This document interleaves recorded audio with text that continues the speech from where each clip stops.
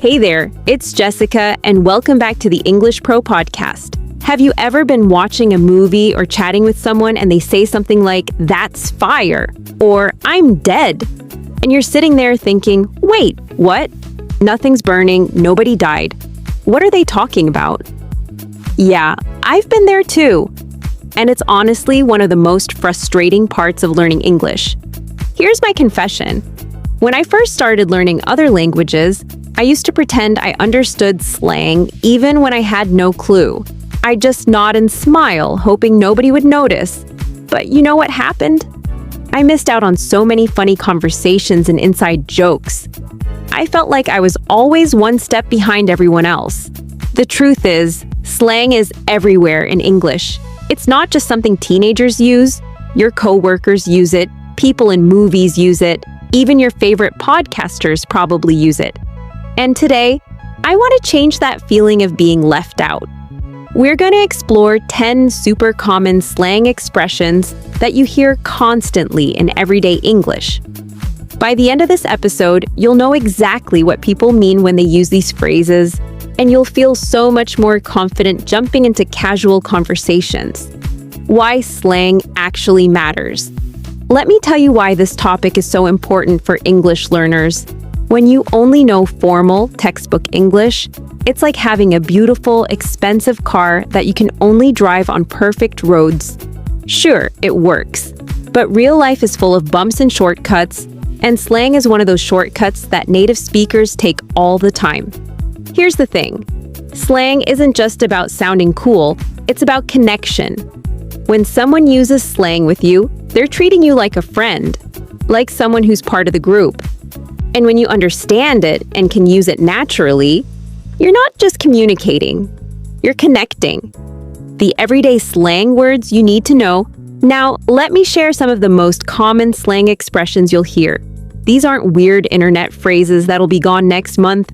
These are the ones that have been around and will stick around. Let's start with something you've probably heard a million times. That's lit. This means something is exciting, amazing, or really good. For example, if someone says, "The party last night was lit," they mean it was fantastic. You might hear someone say, "This new restaurant is lit," when they're really excited about the food. Here's one I use all the time. I'm broke. This doesn't mean I'm physically broken. It means I don't have money. Like this. I want to go to that concert, but I'm broke right now. It's such a common way to talk about not having cash. You know what's interesting? "That's sick" is another one that confused me for the longest time. This means something is really cool or impressive. For example, "Did you see his new car? It's sick." Or you might say, "Your English pronunciation is getting sick," which means it's getting really good. Let me tell you about ghosting someone. This means suddenly stopping all communication with someone, usually in dating or friendships. Like this. "I thought we were getting along great, but then he just ghosted me." It's when someone disappears from your life without explanation. Here's one that's everywhere on social media. "That's fire." This means something is excellent, amazing, or really impressive. You could say your new haircut is fire, or this song is absolute fire. It's like saying something is hot or cool, but even better. Another one I hear constantly is, "I'm dead," or "I'm dying." Don't worry, nobody's actually dying. This means something is extremely funny. For example, if someone tells a hilarious joke, you might say, "Oh my God, I'm dead," or "That story's killing me." You know what trips up a lot of learners? Salty. This doesn't mean the food tastes like salt. When someone is salty, it means they're upset, bitter, or annoyed about something. Like this. "She's still salty about not getting that promotion." You might hear someone say, "Don't be so salty," when someone is being grumpy. Here's one that's super useful. "That slaps." This means something is really good, especially music or food. For example, "This pizza slaps" means the pizza is delicious. Or you might say, "This new song slaps," when you really love a song.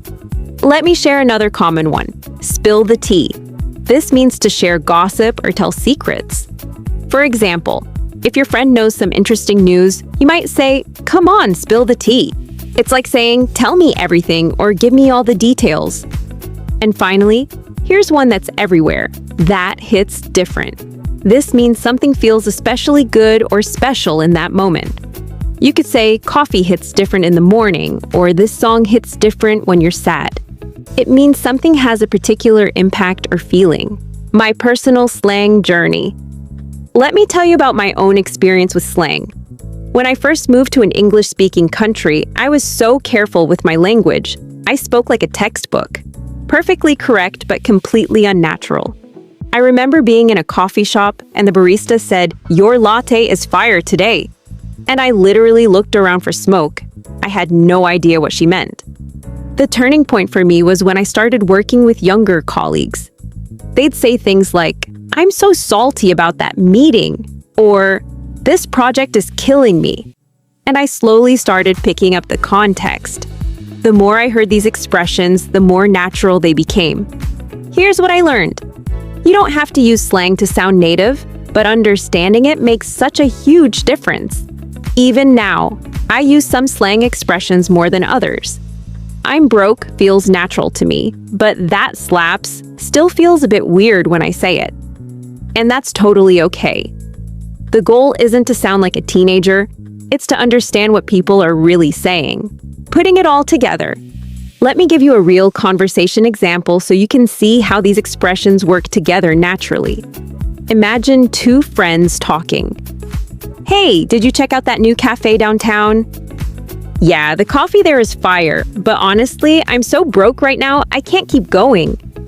"I know what you mean. I'm still salty about spending so much on that concert last week." "Wait, which concert? Spill the tea." "The one at the arena? The music was sick, but the whole experience was lit. I'm dead just thinking about how much I paid for parking though." Ugh, expensive parking hits different when you're already broke. See how natural that sounds? These friends are using multiple slang expressions, but it doesn't sound forced or weird. That's because slang, when used naturally, just flows with the conversation. Practical application. So where can you actually use these expressions? Let me give you some real-life scenarios. At work, you might hear colleagues say, "This deadline is killing me," or "I'm so broke after that team lunch." You don't have to use slang in professional settings, but understanding it helps you connect with your coworkers. On social media, you'll see these expressions everywhere. When someone posts a great photo, comments might say, "This is fire," or "You look sick in this." Now you'll know they're giving compliments, not talking about illness. With friends, this is where slang really shines. You can say things like, "I'm dead" when something's funny, or "spill the tea" when you want to hear some gossip. It makes conversations feel more relaxed and natural. Here's my tip for practicing. Start by just understanding these expressions when you hear them. Don't feel pressure to use them all right away. Pick one or two that feel natural to you and try them out. Maybe start with "I'm broke" since it's so common and useful.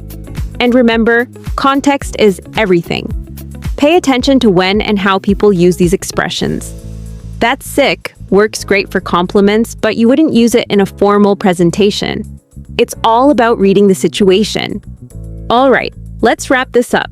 Today we covered 10 common slang expressions that you'll hear everywhere in English. From "that's lit" and "that's fire" to "I'm dead" and "spill the tea." The key thing to remember is that slang is about connection and understanding, not about trying to sound like someone you're not. If you enjoyed this episode, you might want to check out our other episodes as well.